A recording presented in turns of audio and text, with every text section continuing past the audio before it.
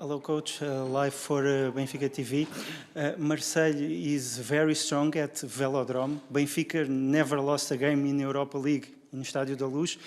The home factor will be decisive in these two matches. Yeah, we will see. So I think the statistics from the past, of course, are not so important for me because I think each single match is different, and I think what is clear that in this phase of the Europa League in quarterfinal, that all the teams are playing on top level. So we got already a first impression yesterday that quarterfinal is different. So also two top games, both teams or all the four teams on their best level, and that is what we also expect tomorrow from Marseille, but also from us. So I think.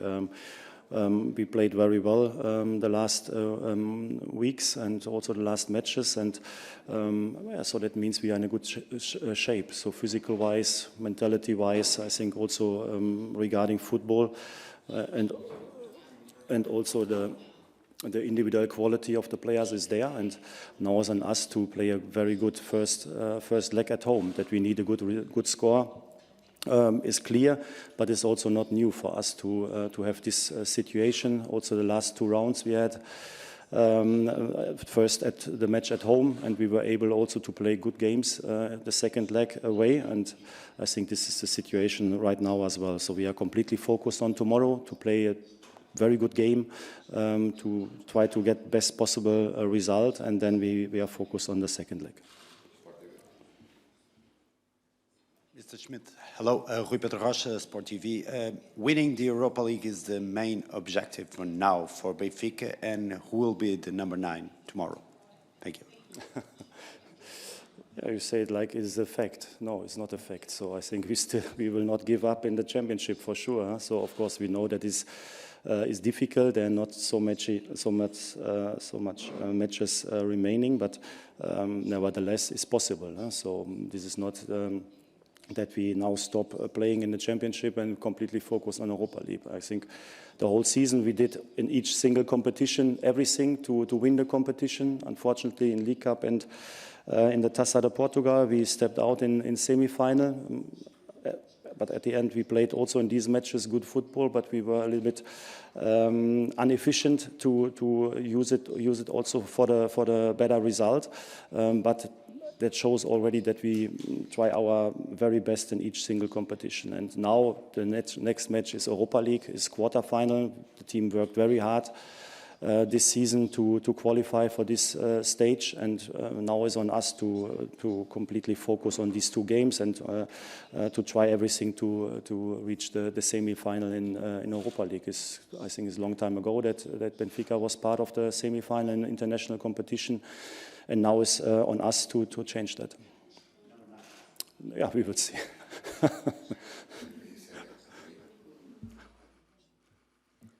Roger Schmidt, bom dia. Rita Mendonça, TVI.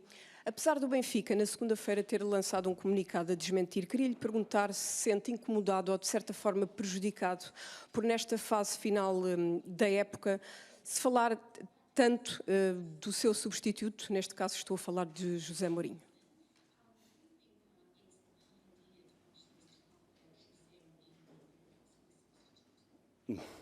Yeah, but you know, your stories are not my problem, so I will not give a comment on that.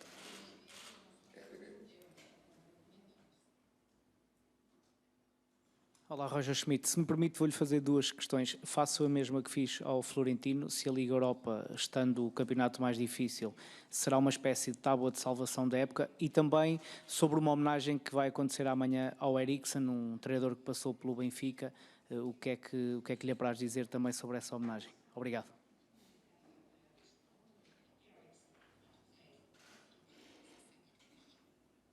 Yeah, of course, Europa League is a big competition. Of course, we love to play Champions League, but if you are not part of Champions League anymore, then of course also Europa League is a top competition. And if you see the teams who are qualified for a quarterfinal, then you see the value of the competition. And of course, for Benfica to be in this phase of the of season still in international competition is very good. And of course, we know also if we are playing on our top level, the quarter-final has not to be the last step in this competition. I think it's on us now to use also this opportunity and also to use a little bit the experience from last season where we were in quarterfinal in Champions League and we stepped out. And I think we have now a lot of different experiences also with international situations and matches. And I think with the shape we have right now, and I think could be also very good for the rest of the season to stay in this competition. And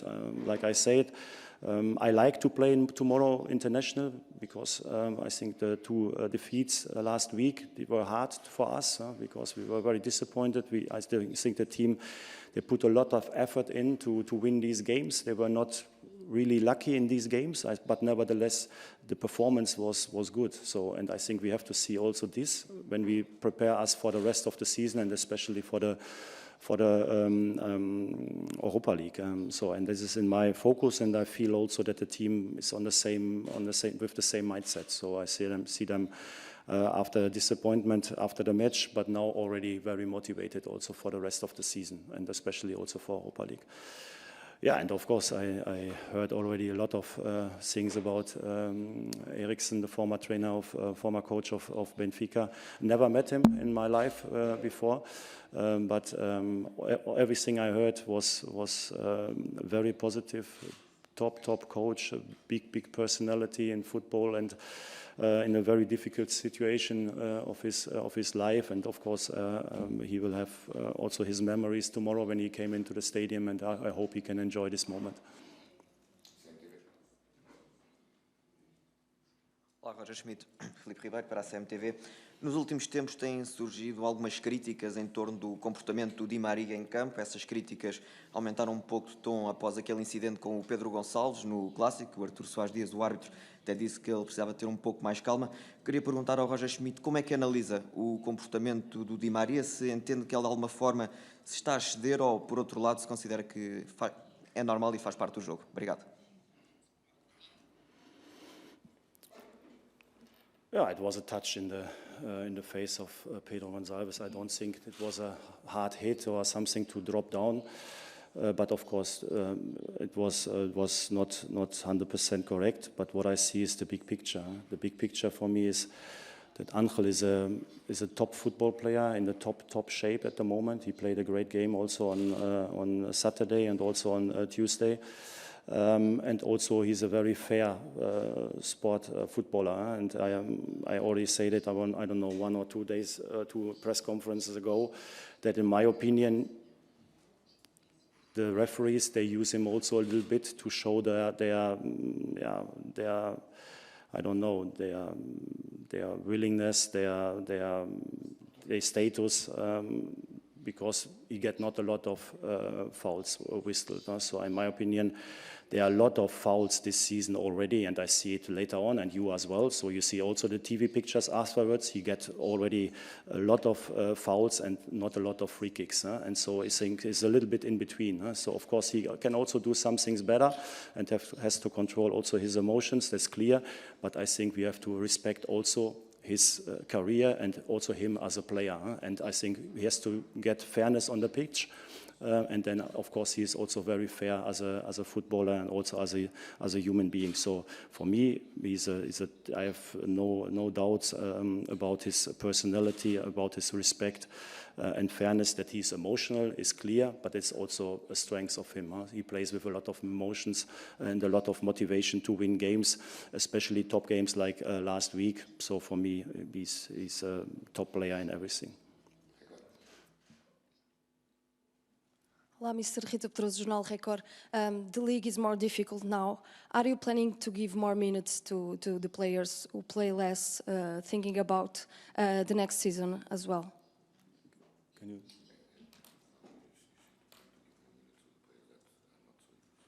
Tomorrow?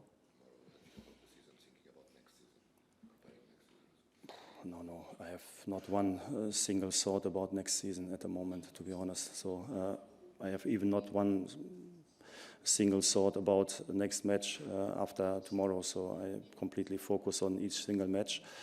each single match we try our best to win the game, and we need the best formation and the best starting 11 for these games. That means not that we always play with the same, because we play tomorrow and then we play on Sunday. We will see how the players recover. Already on Sunday we have to replace players because we have suspensions, and I think we need all the players from the start or from the bench to play a very good finish of the season, and that we have also good players on the bench at the moment is clear, but the players who started the last weeks, they did very well, and of course these are always very good arguments to stay in the team. But small adjustments are always possible, but of course preparing next season is not in my head.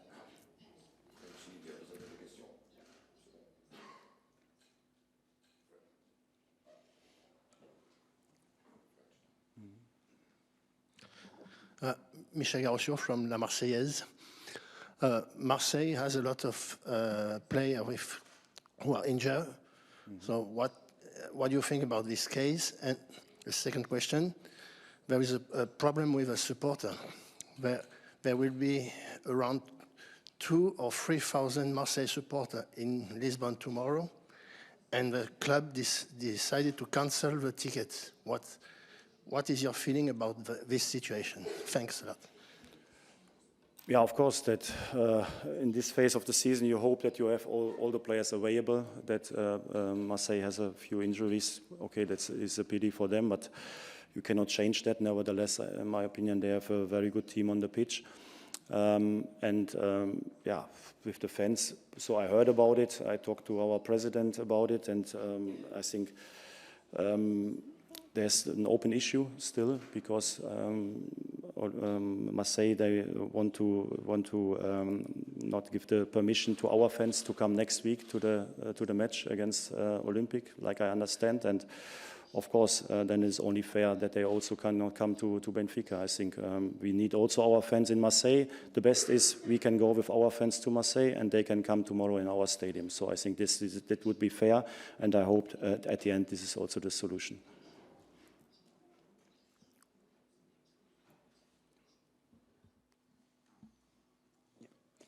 Yeah, so Mourad from Football Club de Marseille. To carry on a bit the question, what is your image of OM this season? It had been a bit of a chaotic season for OM. What do you think of the team, of his strengths? What do you know about it? And if you can just tell us for French what you as a German had felt like that Benfica represent here. How strong is this club? What does it represent here? Thank you. Well, there's a lot of questions. I think, of course, like you said, Olympique this season, now at the moment, I think they are seventh in the French league.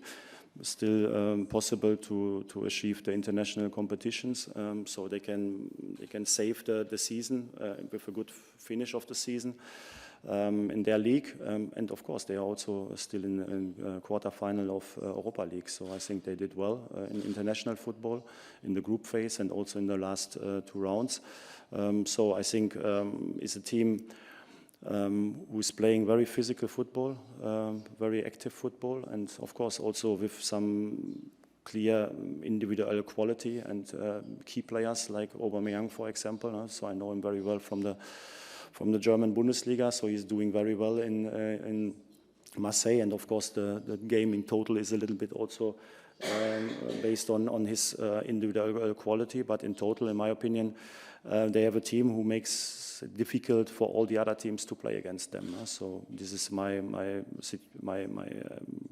current opinion about their current status, because what happened at the beginning of the season I don't care about that, because at the end I have to be ready for tomorrow for this match. I cannot to describe Benfica now in 1 minute is difficult. So you have to be.